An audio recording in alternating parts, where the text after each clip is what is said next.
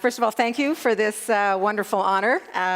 It's been quite a great experience for myself and for my organization, FoodShare. First of all, I want to, of course, start by congratulating you and your families. This is quite a big day for you. And I'm sure there were many, many times that you didn't think you were going to make it. So take a moment and really think about this, what it means that you're sitting here and it's over, and you now begin all the next stages of your life. Congratulations. 10 years ago, I'd like you to think back where you were 10 years ago. Where were you in June 10 years ago? I'm sure very, very few of you could have imagined you'd be sitting here or that you would have graduated in the degree that you have. It is absolutely impossible for you to predict where you're going to be in 10, 20, 30, or 40 years. And it's very hard to know how all the things you've learned are going to come together for you to make your life what you want it to be. I never could have predicted a single job that I had when I graduated from Trent University in 1974, nor could I even have predicted where I would live. And this, as you just heard a few minutes ago, will be even more true for your generation than for mine. After Trent, I started, but did not complete, a master's in social and political thought here at York University. I dropped out of an MA program at York, and here I am receiving an honorary degree from York. Imagine that. Imagine the changes that will mean for you when you think about things like that. Years later, after I began teaching at Sheridan College in Brampton, I started a master's in adult education at OISE, and I met Deb Barnt, who then taught there, who eventually ends up teaching at York and becoming the nominator for my degree today. Again, nothing that could be predicted. So my career moved more like a river than a rigid career path.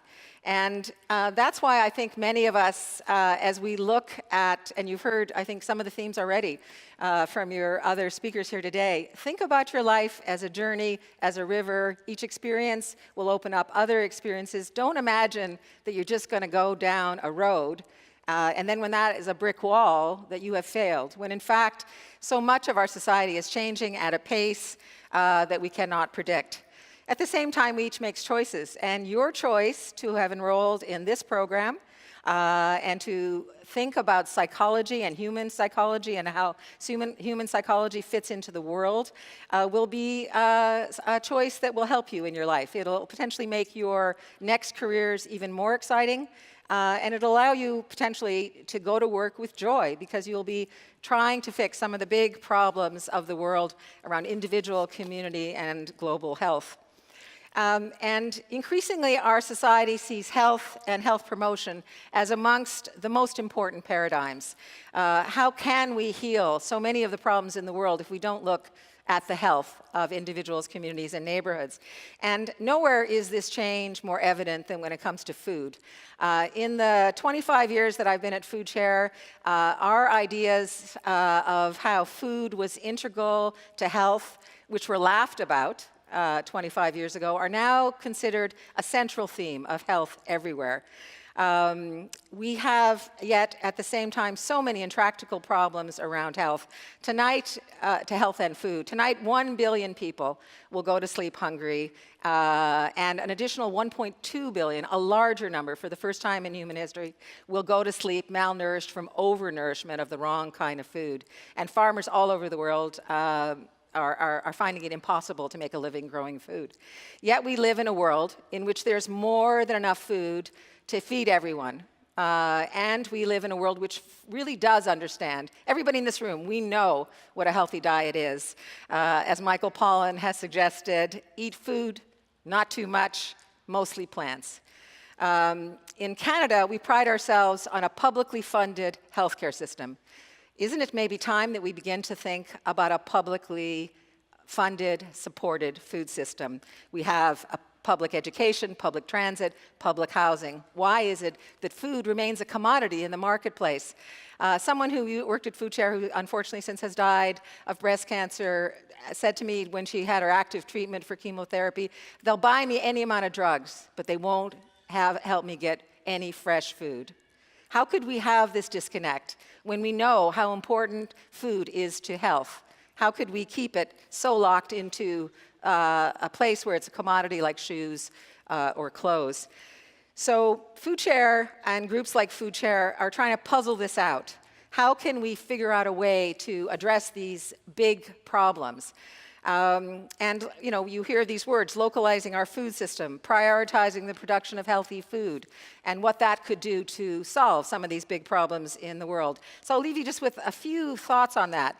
Imagine if 5 items which abundantly grew in Ontario, like cheese, apples, soy nuts, broccoli, and carrots, were available everywhere through all food outlets at 20 cents a kilo.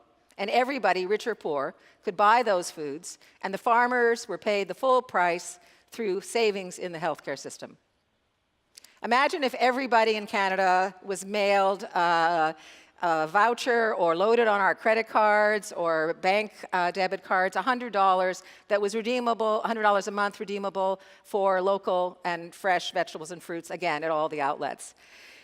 What if every child in Canada had a fully nutritious hot lunch program and several snacks a day that was subsidized by government and the individual child paid, let's say, 20 cents for that meal?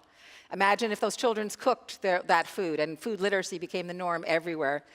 And what if Canada had a fully developed food strategy and a Minister of Food Security responsible for ensuring that Canada had an adequate food supply and that every Canadian had adequate access to healthy, nutritious food? Right now, there's absolutely nobody in the cabinet of our government or any government in the world except Brazil who's responsible for food security.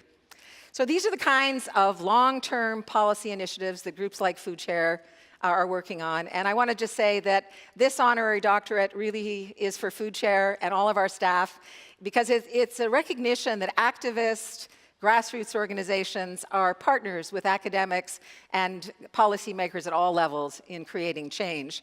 You've heard a little bit about some of our programs that we've created, and we're excited to let you know that last year 250,000 individual children and adults participated in our programs. You've heard that we're a large organization. We had a $7 million budget last year, and we have over 60 staff and hundreds of volunteers. I'm here today because of FoodShare's long-standing relationship with York, and you've heard about Deborah Barnt and the Environmental Studies Department. We've been partnering since the 1990s. And here at York, the Maloka Community Garden is a symbol of the kind of change that is happening right here at the campus. So sometimes change seems abstract and unattainable. And yet people coming together can often move mountains. When I was in high school, if you can believe this, girls were not allowed to wear pants to my high school. And a few of my girlfriends and I decided to break that code. We wore pants on Monday, got a pink slip, and were sent home on Tuesday. Same thing, Wednesday, same thing, Thursday. And on Friday, we broke the rule and changed that for all of our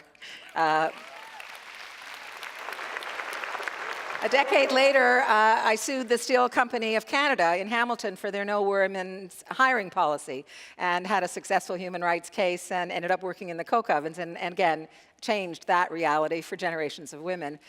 And the food movement is responsible for such things as ensuring that community gardens and farmers markets are possible on public land, and that in Canada, we don't have any bovine growth hormone in our milk. So change is possible. And as you move forward in your life, I hope you do take the words you've heard about how you are change agents. And at the same time, I hope you also realize the reality of the complexity of change. It's very hard for individuals to change things without groups of people doing it together. I often think of myself as a piece of sand, and each of us as a piece of sand. And alone, we actually can't do much. But together, we can actually reshape rivers and create new realities. So as you look toward your life, be kind to yourself. Try to balance great vision with reality. Take jobs that are not in your career path, if that's all you've got, as an option. And be calm and relaxed knowing that you have been very well prepared today for an excellent life. Congratulations.